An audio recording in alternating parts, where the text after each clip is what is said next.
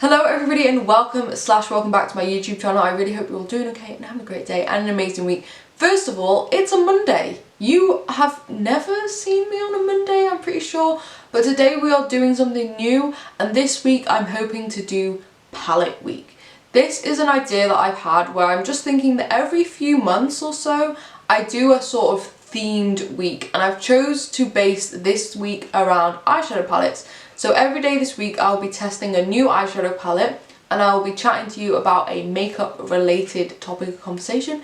In today's video we are testing the Arttitude Cosmetics Coloursplash palette. I've obviously created this look here. I do the eye look and my base on camera so you get to see all of it, but I don't really talk about the products. I do give a review of this at the end, but everything used on my face will be linked down in the description box below in case you are interested. This is what the palette looks like. It is a rainbow palette, hence the rainbow look. And what we are talking about today, which kind of fits with the palette, is we are talking about indie brands. So if that sounds interesting to you, then please do just keep on watching. Also, if you want to see me create this look, then of course keep on watching. If you like this video, please give it a big thumbs up. If you like my content, please consider subscribing. I normally put up 2 videos a week and it's always makeup content, but like I said, this week there will be 5 videos. Monday, Tuesday, Wednesday, Thursday, Friday, that will all be reviewing eyeshadow palettes and chatting about makeup. And then on Saturday I will still be putting up my standard Saturday video, but it won't be related to palette week, it'll just be a normal makeup video. And as always, drop me a comment down below, let me know what you think of the makeup look, let me know what you think of the topic of conversation, drop your opinions down below, always happy to hear them. But other than that, I will let you enjoy the video. I'm going to make a start with the eyes first, and here is the palette. You've just seen it in the intro, but this is the Arttitude Cosmetics Coloursplash Dive into a New World of Colour eyeshadow palette. It looks like this. I'm going to do a rainbow look, but instead of doing a rainbow on each eye, I'm going to do yellow, orange, red, green, blue, purple. And I'm going to start with the yellow called Lemon. I'm not going to be holding the palette up throughout because I'm going to be talking about our topic of conversation, which for today, we are talking about indie brands within the makeup community. Let's make a start. So I'm just going to start by sort of explaining to anybody who might not know, which is absolutely fine, what an indie brand is. So indie brands, it's a shortened way of saying an independent brand, and that means that it's essentially, in my understanding, I've not researched this, so anything I say is just how I view things. Please don't take it as like gospel or anything like that. But the way I view indie brands is they are small brands that don't have the backing of big investors. And I think that's probably the best way of explaining it. They're not always one-person productions, but most of the time they are, or they're like small family businesses or a couple of people and things like that. It's never usually a big production line with hundreds of people working in factories and things like that. And I think to really appreciate the position that indie brands are in, it's important to look at the makeup industry as a whole. I have spoken about this before. I think it was in my Get Ready With Me where I spoke about high-end versus drugstore makeup. I think the makeup industry as a whole is going through quite a big shift at the moment, and has been for a couple of years, and I think it's going to continue on for a couple of years more as well. Now, when I spoke about this in my high-end versus drugstore makeup, I was really talking about the shift towards people spending more money on makeup. In general, people like to buy makeup, they're willing to spend a little bit more money to get high-end makeup, and there's a shift in that way. When I'm talking about indie brands, I'm mainly talking about a bit more consciousness among the consumer, which is like people like me and you that buy makeup. There's a bit more of a consciousness towards what you're buying and who you're buying it from. I do think part of this is fueled by social media, because nowadays if a brand does something wrong, you find out about it pretty quickly, and there have been quite a few brands that have misstepped and done things that are questionable and they get called out for it, and some brands handle it really well. I seem to remember a brand, I can't remember who it was, they got called out for their lack of inclusivity in their range of either foundations or concealers or something like that, and they sort of went away, expanded the range, and just brought it back. They didn't make a big show out of, oh look, we're being inclusive. They just recognised they'd done something wrong, fixed it, and that was it. Then there are other brands that actively just ignore the things they've done wrong. There is a brand at the moment that is in a bit of hot water for copying a product from a small indie brand, and instead of apologising or anything like that, they've just sort of removed the product and swept it under the rug and not said anything about it. I think that's quite a bad way of handling things. In today's society, I think an apology that is meant and heartfelt goes a long way, and if you're not willing to give an apology, you're just not really helping yourself, in my opinion. And then there are other brands that get called out for a mistake and make a big deal out of fixing it, like, oh look what we've done some really good work, and it's like, no, you've just done what you should have done in the first place. Anyway, that's a bit of a tangent in terms of just brands are under a bit more scrutiny than they probably used to be, which is a good thing, I completely agree with it, but not all brands sort of handle it well, in my opinion. Because of this shift where we can see everything that the bigger brands are doing wrong, a lot of people would prefer to give their money to smaller brands or brands that they can really see that they're making a difference with, which is where indie brands come in my opinion, because I have a few indie brands that I love and support, Arttitude Cosmetics being one of them. There's also Lois Cosmetics, Charlie Betty Beauty, and recently I found Cosmic Brushes on Instagram. They're not really that small anymore, they have like over 100,000 followers, but you know, that's still, it's not a big company, they don't have loads of money behind them, and that's really, I think the difference is that they don't, if something goes wrong, if they do a launch that goes badly, that's lost money to them that they don't have anything to sort of replace it.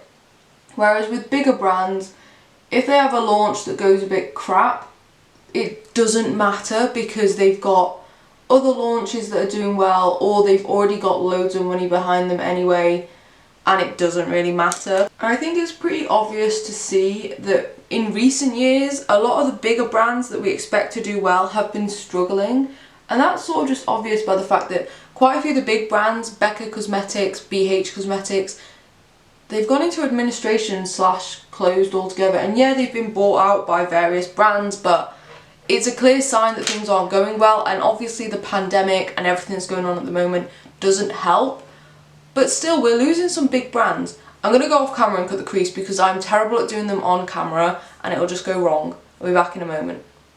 Cut crease is on, and I kind of forgot where I was up to, but that's fine. I think I'd just spoken about the fact that there is a shift and that a lot of the bigger makeup brands are falling, and I also think on the other side of that, a lot of the smaller makeup brands are doing quite well. Obviously I don't own a makeup brand, big or small, so I don't really know the ins and outs of it all, but from what I see, a lot of YouTubers are using smaller makeup brands, a lot of YouTubers are promoting small makeup brands, a lot of Instagram accounts are promoting small makeup brands, which I think is amazing. I love it because ignoring big brands versus small brands, okay, if we just look at makeup as makeup, I want diversity. I want to see different people's ideas. At the end of the day, if you're looking for colour schemes that are unique and different, it's probably going to be a smaller brand willing to take the risk to do that because they need something that's going to break through the same monotonous crap that bigger brands are spewing out all the time. Which sounds horrible, I understand it is horrible, but if a smaller brand came out with a 9-pan monochromatic eyeshadow palette, it probably wouldn't do very well because you can get that from any other brand. However, when a small brand comes out with something that hasn't been seen before, that's what's going to catch people's attention, and I love that because that's what I want. I mean, as much as this is a rainbow palette, it's just a standard rainbow palette. It has some nice shimmers in here.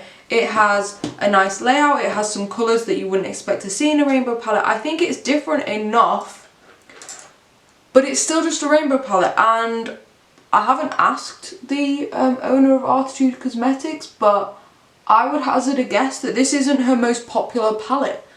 I have one of her other palettes. I think I have one of her other palettes. I can't remember how many. I think she has 3, but I have 2 of them. And her other palette is much more unique and different, and I would probably guess that that one is a bit more popular because it's different and new and people want to see that. Whereas I think if you're a bigger brand, you're probably able to just put out the same thing every other brand is putting out, and it'll probably do fine because people want to buy from your brand. But like I said, I think another aspect that plays into this is the fact that consumers are a lot more aware of what they're giving their money to. And I think that is a really good thing because you don't want to be giving your money blindly to companies. At the end of the day, when it comes to makeup and in buying in general, you vote with your money. If you want to support a brand or a company, you do that by buying their products. And I think a lot of people are starting to realise that, and they don't want to give their money to somebody they wouldn't support. And that's why a lot of brands like Jeffree Star and KVD and things like that really struggled, because a lot of people didn't want to be giving their money to the people behind the brand. Now I'm going to start on the other eye, which is great because the first one took ages. So in this video I'm not going to sit here and call out any brands because the brands I have issues with is my problem and I won't promote them. Like I said, I don't buy from Jeffree Star, but if you do, that's your decision to make. It's none of my business. I shouldn't tell you what to do. I can disagree with your decision and you can disagree with my decisions, but I'm not going to sit here and tell you what you should and shouldn't do. That's not who I am. However, what I am going to tell you is how great indie brands are. Now that I've sort of completely slated the makeup industry, let's chat about indie brands. Like I said at the beginning, indie brands are very small. They're often, but not always, 1 or 2 people, or maybe up to 5 people, or maybe they've got a bit bigger and they've got 10 people, but they all start as really, really tiny brands with usually 1 or maybe even 2 products if they're lucky, and they grow from there.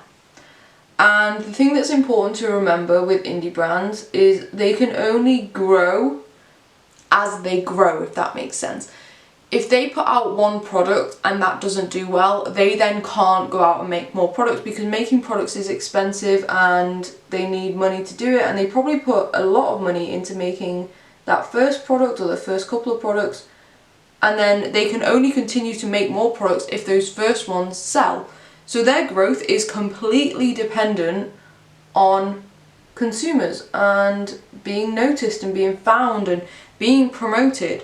Being noticed in such a densely packed environment as the makeup industry is difficult. And that's why I said they usually tend to come out with quite innovative ideas, because although it's a risk that people might not like it, it's going to get you noticed if people do like it. And this is where I personally think the shift in people buying from indie brands is really great, because it means that more of these indie brands are being noticed, being shared on social media, all those good things. For example, Arttitude Cosmetics I found because a friend talked about them. Lois Cosmetics I found because Steph Toms spoke about them. Cosmic Brushes I found because Make Me Up Missa spoke about them. Charlie Betty Beauty I found because they actually contacted me. So I guess other people heard about them from me, which is quite nice. So for them, being noticed and being spoken about is the main thing that's going to get them through, and that's why I'm sitting here, I'm showing you a palette. I've also done an Arttitude Cosmetics testing video. If you are interested, I'll leave it linked in the clickable I button that's either up there or up there. I'll also leave it linked in the description box in case you're interested, or you can just go and search back on my channel.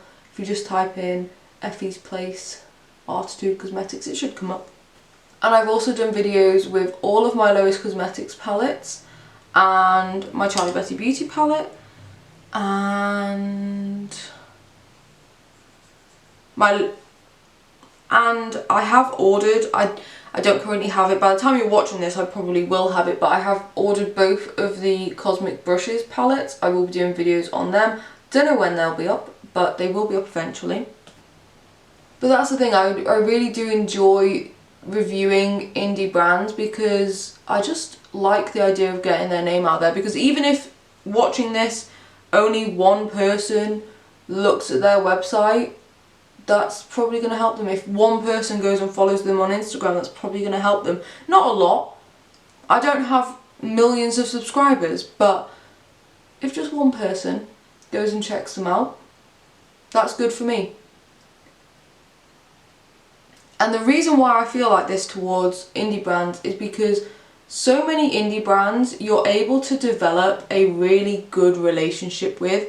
For example, Lois Cosmetics. I'm not going to sit here and say that me and Lois are friends, but she's really lovely. I've spoken to her a couple of times on Instagram, just when she posts stuff on her story, and she's really honest about how she's doing and like what's going well and what's going badly. I just love to send her a little message just to let her know that we're still supporting her. There's still people out here in the world rooting for her, because I imagine very similar to YouTube and Instagram, it's very easy to sort of think that, you know, you're doing terribly, nobody cares about your posts, nobody's watching, if you just stopped posting nobody would care. It's very easy to think like that, and I just know that a little message just saying we're still here, we still love you, might help. So I try and send those if I see any of the small brands that I support posting stuff like that, because I just want them to know that they are loved and we are rooting for them and we all want them to do well, which is the main thing. My camera cut out, so I decided it was a pretty good time to go off and cut the crease. I was saying that smaller brand owners tend to be really, really nice. I don't think I've ever had a bad experience with a brand owner of an indie brand.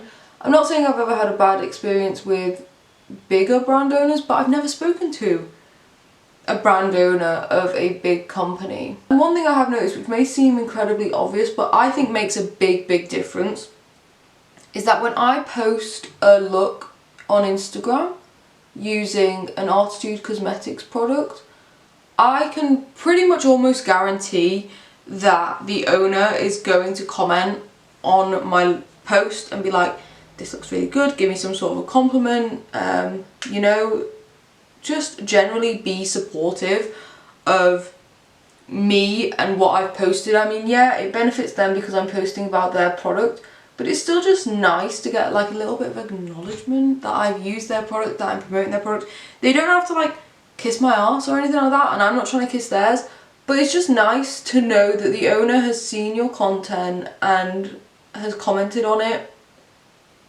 Also, you're probably more likely to be reposted by the brand and things like that. It's just really nice sort of having that connection, I would say, because at the end of the day, as much as I'm trying to get noticed by big brands, they're trying to get people to notice their products. It's a relationship that works well at the end of the day. And also, while I'm on the selfish side of saying that it's nice to have the brand comment on your post when you do post about them, it's also just a nice feeling for me to know that I'm helping somebody, and to know that me buying a palette actually makes a difference to that person, and knowing that I've helped them is a really nice feeling. Whereas when you buy from a big brand, you know, it probably doesn't make much of a difference. Whether I buy a palette or not, it probably doesn't change anything. Whereas for that small indie brand, it probably does. And that's a nice feeling, and I like that feeling. So I might as well buy from small indie brands. And actually, while we're just talking about indie brands, should I do another one of these sort of like themed weeks where for each day of the week I test a small indie brand, whether it be just a palette or as much as I can get from them sort of thing? If you like that idea, let me know down below, let me know in the comment section, and also let me know any small indie brands that you think I should test. Also, another thing with indie brands, and again on the same thought of helping someone, you're actually helping someone probably achieve their dream. Like, I watch so many people who are living their dream because they get to make money off selling makeup products that they've just thought up in their head. And I know that this isn't really an indie brand, although I don't actually know if it is, but technically Made by Mitchell, it's not exactly a small brand, it's quite big, there's a lot of money in there, but I don't know if it's fully backed by him or if there's financial investors or anything like that. I don't know anything about it. But you can really see when you watch him on TikTok, which I do quite a lot, I watch his lives, I watch him in his videos, you can tell he is doing exactly what he wants to do with his life. Like, he is making makeup, he is putting makeup on influencers that he's watched and loved for years. Like, he's doing exactly what he wants to do with his life. And I'm sure that's true of a lot of small indie brand owners, and it's nice being able to see them do that. Because at the end of the day, if I could do whatever I wanted with my life, I would spend my life doing YouTube and Instagram, playing with makeup, applying makeup, reviewing makeup, talking to you guys about makeup. Makeup is the only thing in my life that really interests me, to the point where I literally give up all of my weekends to sit here and film or make Instagram content. So I would love to be able to spend my life doing this. Unfortunately I'm not. Maybe one day I will. If my YouTube channel does well, maybe I can make this a job. That is the goal at the end of the day. But right now it's not. And so knowing that I'm able to help somebody else live their dream, do what they want to do, is amazing. But I talk about indie brands as much as I can, and like I said, I really want to do an indie makeup week where I just share indie brands, talk about indie brands, test indie brands. I'm trying to find a brush. I also just find that a lot of indie brand owners tend to really pour their heart into what they're creating. Like, they really care about what they're putting out into the world, which again is such stark contrast to these big makeup brands that just churn out makeup. I'm not talking about all makeup brands, I'm sure with some makeup brands it is more of a love project, but brands like Revolution and Colourpop that literally churn out so many products every week, if not every day at this point. How much love and effort and energy is going into that? Whereas for smaller brands, some of them document their progress in creating new products, and you can really see that they are putting in time and effort and energy to make it exactly how they want it to be. And that takes time and that takes money, and then they are literally putting their whole heart out into the world for people to judge. And I think that's really good. I think that's amazing. I don't know if I'm able to do that. I mean, am I kind of doing that on YouTube? I don't know. But yeah, I like that. But then also, while they're putting their entire heart out on the internet, that opens them up to a lot of nastiness in the world. And I'm not just talking about criticism, because I feel like criticism in the face of putting yourself on YouTube or Instagram or sharing something that you've created, that's a given, okay? I put videos up on YouTube. As much as I don't get hate comments, which I'm very thankful for, if I were to get some, that's sort of part of the process. There's not a lot I can do about it. There's always going to be people that don't like what you do. That's part of life. And I feel like makeup indie brand owners have to be aware of that, and I feel like a lot of them are. However, I don't think that's the biggest problem. I think the problem is these big brands that feel like they can quite often take advantage of indie brands and their ideas, and it's quite frankly disgusting, to be honest. I've never lost respect for a brand more than when I see that they have copied something from an indie brand. I feel like it's a bit more sneaky because you're kind of hoping that people find your product before they find the indie brand, or that people switch from buying the indie brand to buying your brand because either it's easier to get, easier to ship, a little bit cheaper. You're basically undercutting the indie brand in the hopes of actively stealing their customers because it's selling well and you want the customers. And I think the most obvious example of this at the moment of filming is the Pink Honey situation with Revolution. And this is where Pink Honey is a small brand that is doing relatively well, mainly on TikTok I think, but I've seen their products on YouTube and Instagram, but I think they do particularly well on TikTok. And Makeup Revolution, I don't know if it was actually Makeup Revolution or if it was like I Heart Revolution, but it was one of the Revolution brands, essentially stole the product idea, created a whole, allegedly, I don't want issues from this, but allegedly, they stole the whole idea, created a collection based around it, and even had the balls to call one of the products Pink Honey, which is the name of the brand they stole the idea from. Not ideal, and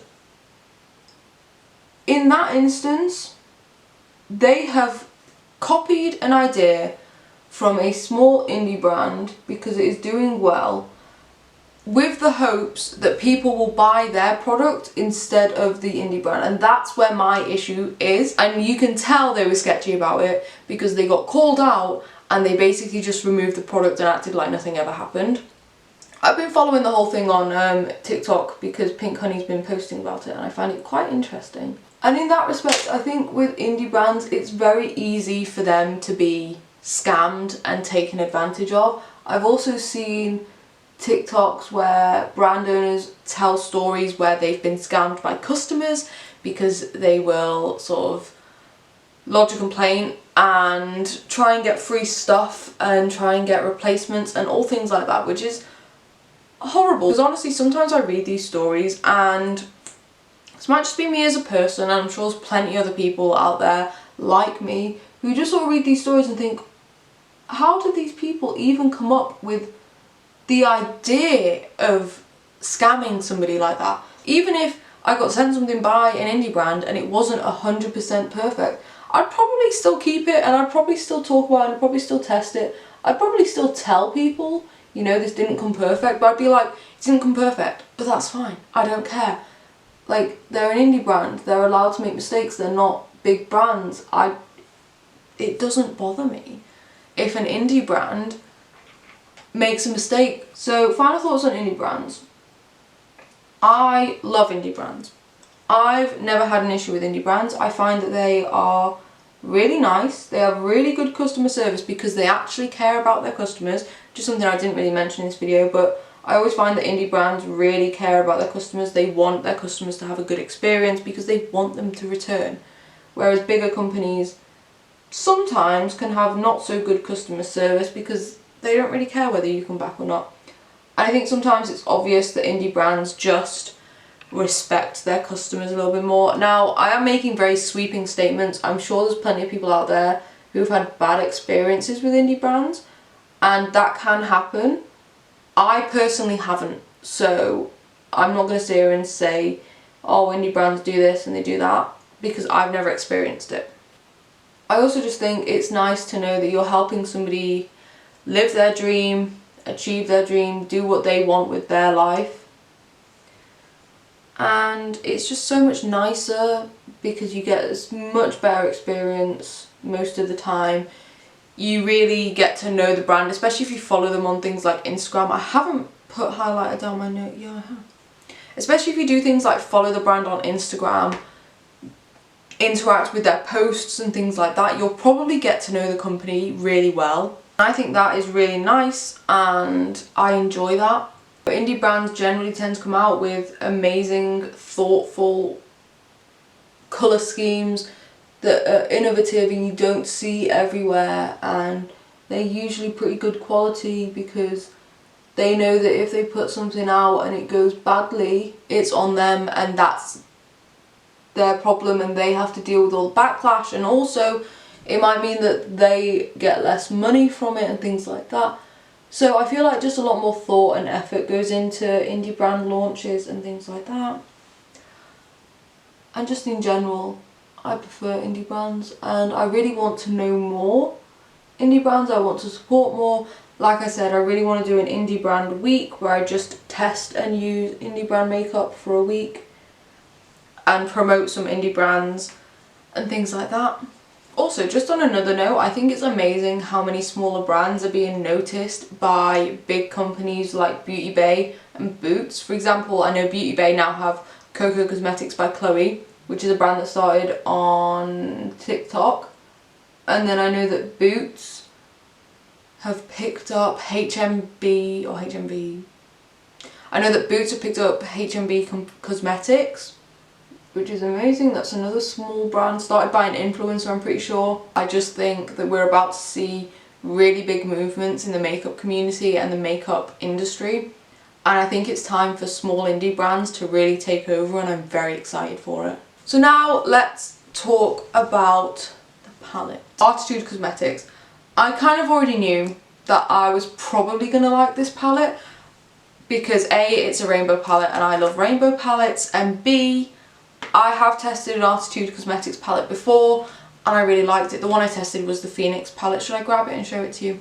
Here it is. Look at the beautiful, beautiful packaging. And the palette looks like this, and it has two duochromes. This one here is blue purple, this one here is green purple, and it just looks amazing. I have used this palette in a video. Like I said, I will link it somewhere so you can see it if you would like to.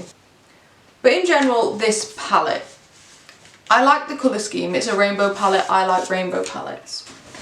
What I will say is if I was using this palette again, I would probably use another palette with it just to get some blending out shades, because this does have all the standard shades, but I would want something just to help blend it out. On both eyes, I did use a little bit of this shade here called Blush and a little bit of this shade here called Daydreamer just to help blend some of the shades. But obviously those two don't really work for the cooler tones, so it doesn't really work for the blues and the greens, but it did work for the purples, the red and the orange. I will also say I would love to see a matte white in here. I have used this shimmer shade all over both lids and it's stunning. The shimmer formula in this palette is actually really, really good. They do have a bit of shimmer and sparkle to them, as well as kind of just being a standard metallic, but there's a little something in there which I love. But I would personally replace this brown with a white because I don't really care about browns, but that's just me. I have used quite a lot of shades in today's look, which is good. It means I've tested a lot of shades and I really like the look that's come out with it. The shades have blended really nicely. Even though I didn't have a blending out shade, quite a lot of them have just sort of blended out by themselves, which is really nice. I just used a fluffier brush and a smaller amount and it worked really nicely.